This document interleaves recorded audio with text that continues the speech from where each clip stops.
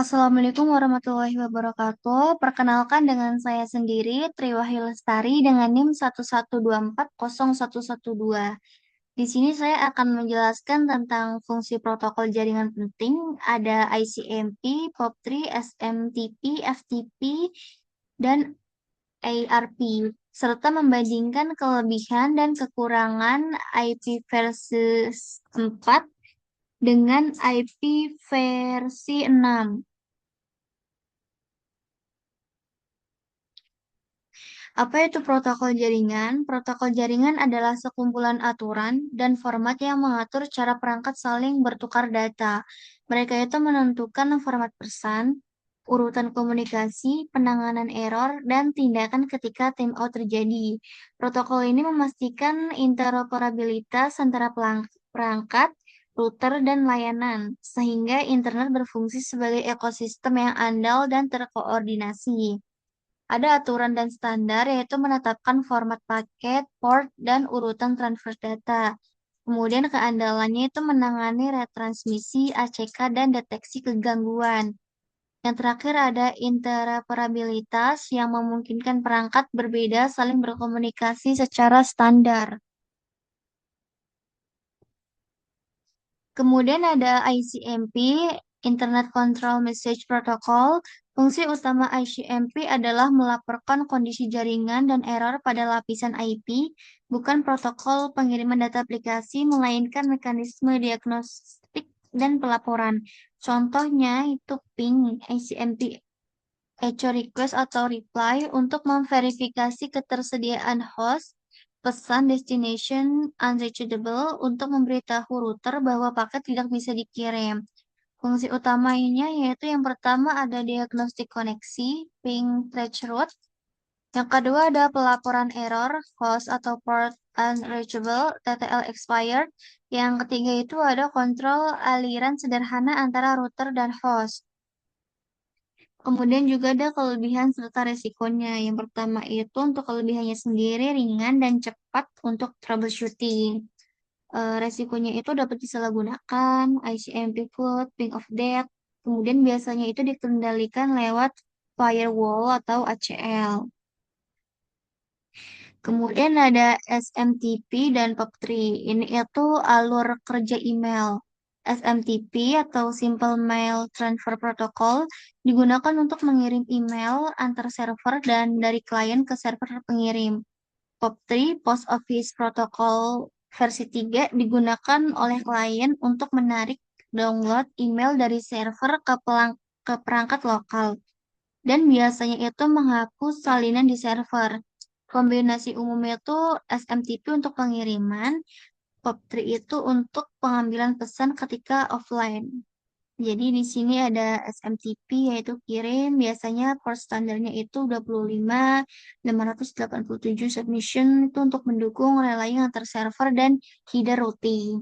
Kemudian POP3 itu terima port standarnya itu 110, kemudian 995 itu mengunduh pesan ke klien. Pengaturan bisa hapus atau simpan salinan di server.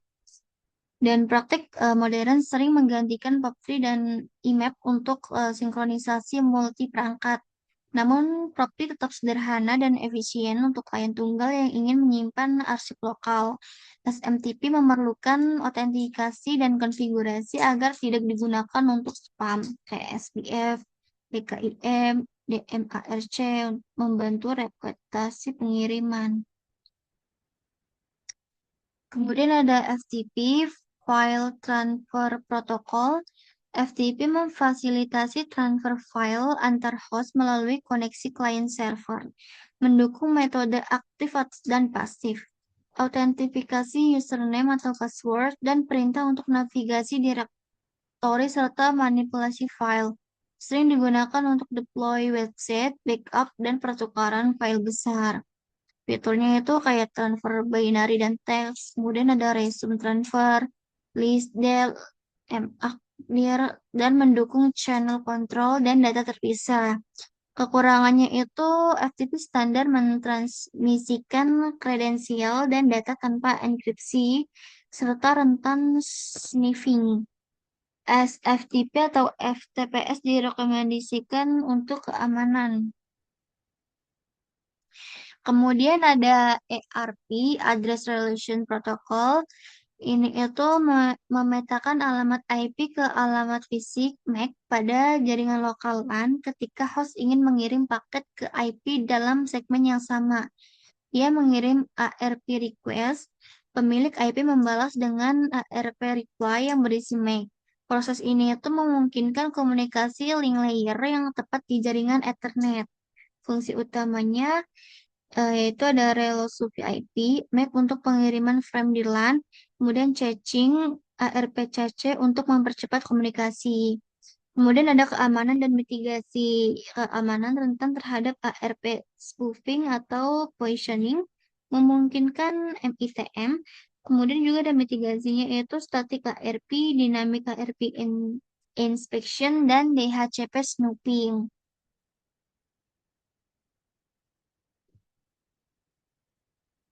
Kemudian ada IPv4, kelebihan dan kekurangannya.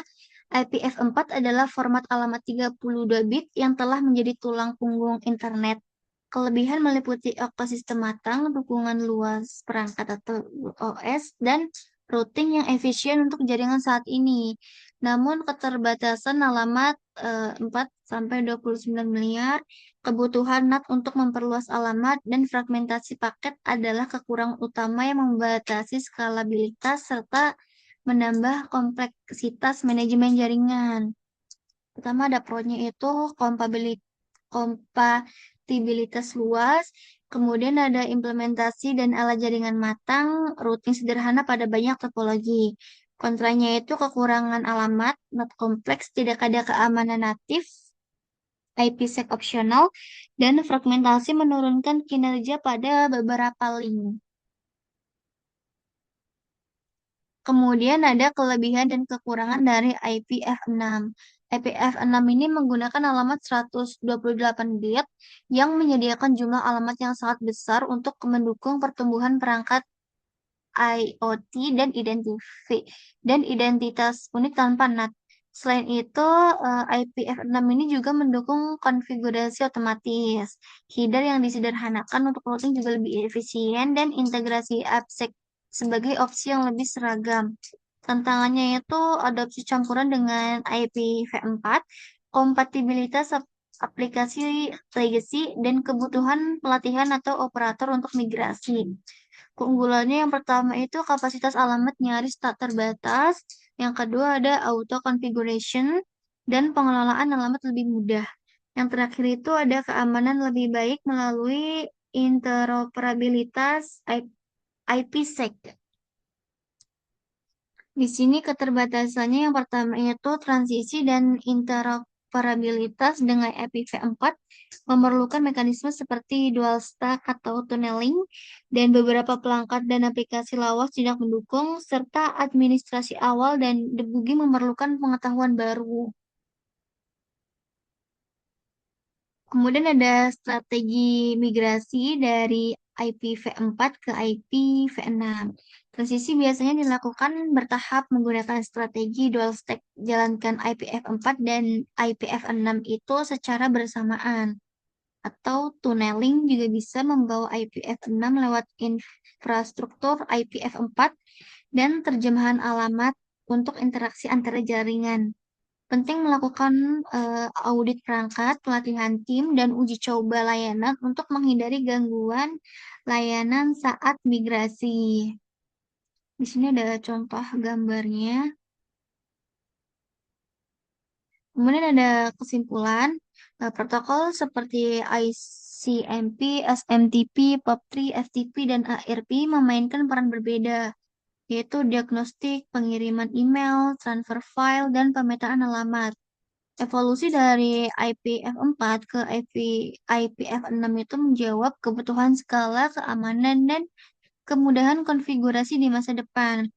Untuk rekomendasinya itu pelajari mekanisme keamanan, rencanakan adopsi IPv6 bertahap, dan gunakan protokol terenkripsi.